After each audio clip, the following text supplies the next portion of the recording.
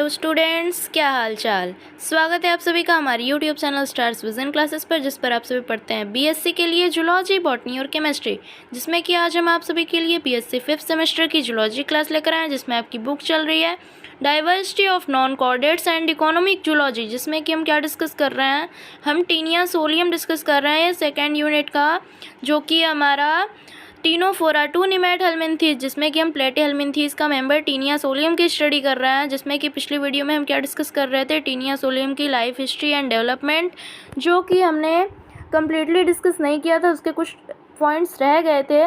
तो पिछला point, last point हमने क्या डिस्कस किया था कि सेकेंडरी होस्ट किस तरीके से टीनिया सोलियम द्वारा इन्फेक्ट होता है।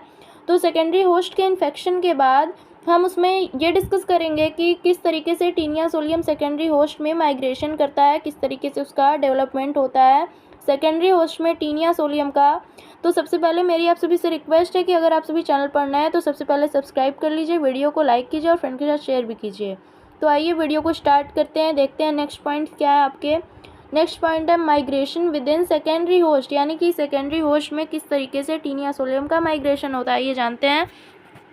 In the stomach of secondary host, oncosphere loses its embryophore and basement membrane by the action of acidic juice, यानी कि स्टमक में, सेकेंडरी होस्ट के स्टमक में जो ऑन्कोस्फीयर होता है वह इसका embryophore and basement membrane acidic juice के एक्शन द्वारा क्या होता है, लॉस होता है, ख़त्म हो जाता है। यानी कि एसिडिक जूस का जब एक्शन होता है सेकेंडरी होस्ट के स्टमक में ऑन्कोस्फीयर के ऊपर, तो इसका एम्ब्रायोफोर एंड बेसमेंट मेम्ब्रेन जो होता है वह लॉस हो जाता है, ख़त्म हो जाता है। The free hexacanth embryo then passes into the small intestine, उसके बाद जो फ्री हेक्साकैंथ एम्ब्रायो होता है वह स्मॉल इंटेस्टाइन में चला जाता है। Where the two persisting hexacanth membranes are also lost by the action of alkaline juice, यानी कि जब ये स्मॉल इंटेस्टाइन में चला जाता है तो जो बचे हुए दो हेक्साकैंथ मेम्ब्रेन्स होते हैं वह भी एल्कलाइन जूस के एक्शन द्वारा ख़त्म हो जाते हैं, लॉस्ट हो जाते हैं, नष्ट हो जाते हैं।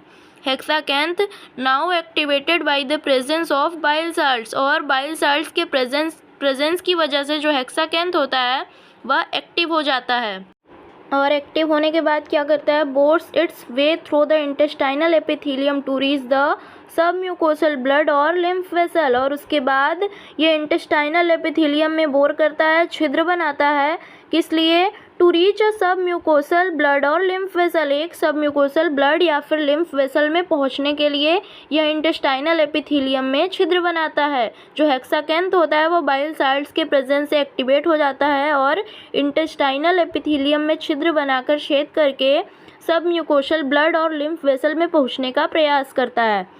इसके बाद क्या होता है, this is accomplished by 6 hooks and penetration gland, यानी कि जो इंटेस्टाइनल एपिथेलियम में छिद्र बनता है वो किसके द्वारा कंप्लीट होता है, 6 हुक्स जो कि हेक्साकैंथ में प्रेजेंट होते हैं, उन 6 हुक्स के द्वारा ये होता है। Hooks merely anchor the hexacanth to the intestinal wall, यानी कि हुक्स जो होते हैं वो इंटेस्टाइनल वॉल में छिद्र करने के लिए सिर्फ सहायक होते हैं हेक्साकैंथ के लिए। While secretion of penetration gland, जबकि पेनेट्रेशन ग्लैंड्स द्वारा सिक्रेशन होता है। Dissolve the intestinal tissue, intestinal tissue को डिसॉल्व करने के लिए जब पेनेट्रेशन ग्लैंड्स द्वारा सिक्रेशन होता है तब हुक्स सिर्फ हेक्साकैंथ के सहायक होते हैं, यानी कि सहायता के लिए प्रेजेंट होते हैं। Entire process takes about 10 minutes, यानी कि जो पूरी प्रोसेस होती है उसमें 10 मिनट्स लगते हैं, 10 मिनट्स में ये पूरी प्रोसेस कंप्लीट हो जाती है। आफ्टर विच द हुक्स, जिसके बाद की हुक्स जो होते हैं are of no further use, उनका कोई यूज़ नहीं रह जाता है, एंड आर शेड ऑफ, और वे डिसअपियर हो जाते हैं, समाप्त हो जाते हैं। Submucosal blood vessel carries hexacanth to liver via hepatic portal vein, यानी कि जो सब म्यूकोसल ब्लड वेसल होते हैं वो हेक्साकैंथ को लीवर में ले जाते हैं, किसके द्वारा, हिपैटिक पोर्टल वेन के द्वारा वह हेक्साकैंथ को लीवर में ले जाते हैं। From liver it reaches heart, liver से ये कहाँ पहुँचता है, हार्ट में पहुँचता है, यकृत से हृदय में पहुँच जाता है, एंड इंटर्स द एट्रियल सर्कुलेशन, और एट्रियल सर्कुलेशन में इंटर करता है। जो टीनिया सोलियम होता है, जो हेक्साकैंथ होता है वो हार्ट में पहुँचकर क्या करता है, एट्रियल सर्कुलेशन में एंटर कर जाता है। It finally reaches the striped muscles, या इसके बाद स्ट्रिप मसल में पहुँच जाता है, कौन कौन सी स्ट्रिप्ड मसल होती हैं? Usually of the tongue, shoulder, neck, thigh, heart etcetera, जो कि यूजुअली टंग होती है, shoulder, neck, thigh and heart की जो मसल्स होती हैं वो स्ट्रिप्ड मसल्स होती हैं, जहाँ पर कि ये टीनिया सोलियम एट्रियल सर्कुलेशन द्वारा पहुँचता है। Where it settles to develop into a bladder worm और सिस्टिसर्कस, जहाँ की यह सेटल हो जाता है और ब्लैडर वर्म या फिर सिस्टिसर्कस में डेवलप होता है। जो टीनिया सोलियम का हेक्साकैंथ होता है वो स्ट्रिप्ड मसल में पहुंचने के बाद डेवलप करके ब्लैडर वॉर्म का फॉर्मेशन करता है, जिसे कि सिस्टिसर्कस भी कहते हैं। तो आइए देखते हैं ब्लैडर वॉर्म फॉर्मेशन किस तरीके से होता है। नेक्स्ट पॉइंट क्या है? सिस्टिसर्कस और bladder worm formation.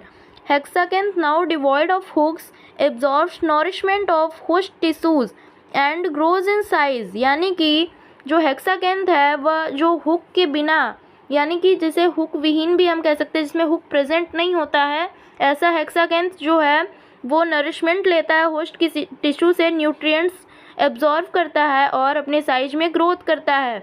Attaining a diameter of about 18 mm, जिसका कि डायमीटर कितना होता है? 18 mm होता है। A central cavity appears as cell in that region break down, और उस रीजन में एक सेंट्रल कैविटी दिखाई पड़ती है जो कि ब्रेक डाउन हो जाती है। उन सेल्स में एक सेंट्रल कैविटी जो दिखाई पड़ती है वो ब्रेक डाउन हो जाती है। It enlarge and become filled with a fluid consisting mainly of blood plasma of the host, और उसके बाद जो टीनिया सोलियम की हेक्साकैंथ होती है वो इनलार्ज होती है, बढ़ती है और फ्लूइड फिल्ड हो जाती है, फ्लूइड से भर जाती है। वो फ्लूइड किसका बना होता है? Consisting mainly of blood plasma of the host, जो कि मेनली होस्ट के ब्लड प्लाज्मा का बना होता है। द फ्लूइड वेसाइकल और bladder at it is now called, जिसे कि अब क्या कहते हैं? फ्लूइड वेसाइकल या फिर ब्लैडर कहते हैं। As a thin wall consisting of an outer layer of thin syncytial protoplasmic mass and an inner mesenchymal और जर्मिनल लेयर, जो कि किससे बना होता है? जिसमें कि एक थिन वॉल प्रेजेंट होता है, जो कि किसका बना होता है? Outer layer of thick syncytial protoplasmic mass, जिसकी outer layer thick syncytial protoplasmic mass की बनी होती है, एंड जो उसकी इनर लेयर होती है वो मेसेनकाइमल या फिर जर्मिनल लेयर कहलाती है। At a point morphologically the interior in the wall thickness and invaginates, उसके बाद एक पॉइंट ऐसा आता है जहाँ की मॉर्फोलॉजिकली जो इंटीरियर एंड होता है उस पर एक कवर का फॉर्मेशन हो जाता है, वॉल थिकनेस की कवर का फॉर्मेशन हो जाता है। इसके बाद क्या होता है? The invagination which looks like a hollow knob, जो इन्वेजिनेशन होता है, जो खोल होता है, वह एक हॉलो नॉब जैसा दिखाई पड़ता है, खोखला नॉब जैसा दिखाई पड़ता है।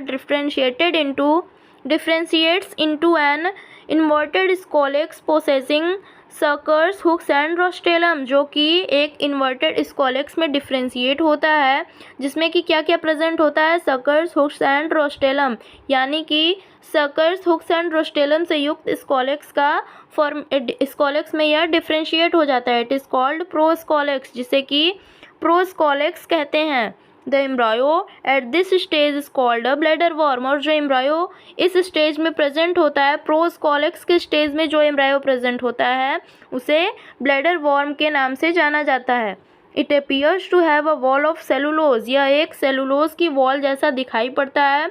And for this reason sometimes called cysticercus cellulose, और इस कारण से इसे कभी कभी सिस्टिसर्कस सेलुलोज भी कहा जाता है। Formation of cysticerci is completed in about 10 weeks in the pig, और जो पिग में सिस्टिसेराई का फॉर्मेशन होता है वह 10 वीक्स में कंप्लीट हो जाता है, यानी कि पिग में जो सिस्टिसेराई बनता है वह ये जो पूरा प्रोसेस होता है वो 10 वीक्स में कंप्लीट हो जाता है। Cysticercus develops in adult tapeworm only when ingested by the human host, और जो सिस्टिसर्कस होता है वह एडल्ट टेपवर्म में तभी डेवलप होता है जबकि यह ह्यूमन होस्ट द्वारा इंगेस्ट किया जाता है। तो लास्ट पॉइंट क्या है हमारा कि ह्यूमन होस्ट को यानी कि प्राइमरी होस्ट को यह किस तरीके से दोबारा इन्फेक्ट करता है जबकि इसकी लाइफ साइकिल कंप्लीट हो जाती है। आइए जानते हैं infection to primary host.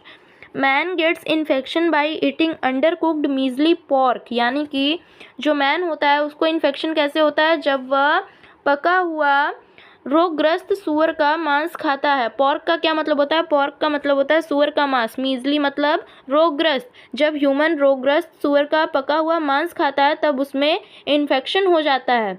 Cysticercus becomes active on reaching the small intestine, और जो सिस्टिसर्कस होता है वह स्मॉल इंटेस्टाइन में पहुंचने के बाद एक्टिव हो जाता है। इन 10 to 12 वीक्स, 10 से 12 वीक्स में द पैरासाइट अटेन्स एडल्टहुड, जो पैरासाइट होता है वह एडल्ट हो जाता है। And possesses gravid proglottids ready for apolysis, and उसमें ग्रेविड प्रोग्लोटिड्स प्रेजेंट हो जाते हैं जो कि दोबारा एपोलिसिस के लिए सक्षम होते हैं, यानी कि पूरी लाइफ साइकिल इसकी कंप्लीट हो जाती है और इसके बाद यह फिर से अपनी लाइफ साइकिल स्टार्ट करता है। तो आई होप आप सभी को ये टॉपिक अच्छे से समझ में आ गया होगा। नेक्स्ट वीडियो में हम निमेड हेलमिंथीस के मेंबर एस्केरिस लुम्ब्रिकॉइडिस की स्टडी करेंगे। So be ready for our next video. आप सभी से मेरी रिक्वेस्ट है कि अगर आप सभी चैनल पर नए हैं तो सबसे पहले सब्सक्राइब कर लीजिए, वीडियो को लाइक करना मत भूलिएगा और वीडियो को अधिक से अधिक अपने फ्रेंड्स के साथ भी शेयर कीजिए। आप सभी को नोट्स से रिलेटेड कोई भी हेल्प चाहिए, अगर आप सभी को हिंदी में भी नोट्स चाहिए तो आप सभी हमारे टेलीग्राम चैनल पर ज्वाइन कर सकते हैं और आप सभी कमेंट करके बता सकते हैं कि आप सभी को नोट्स चाहिए टेलीग्राम पर, हिंदी में या इंग्लिश में, जो भी नोट्स चाहिए आप सभी कमेंट करके बता सकते हैं। तो आप सभी से मेरी यही रिक्वेस्ट है कि आप सभी अपना साथ हमेशा बनाए रखें। थैंक्स।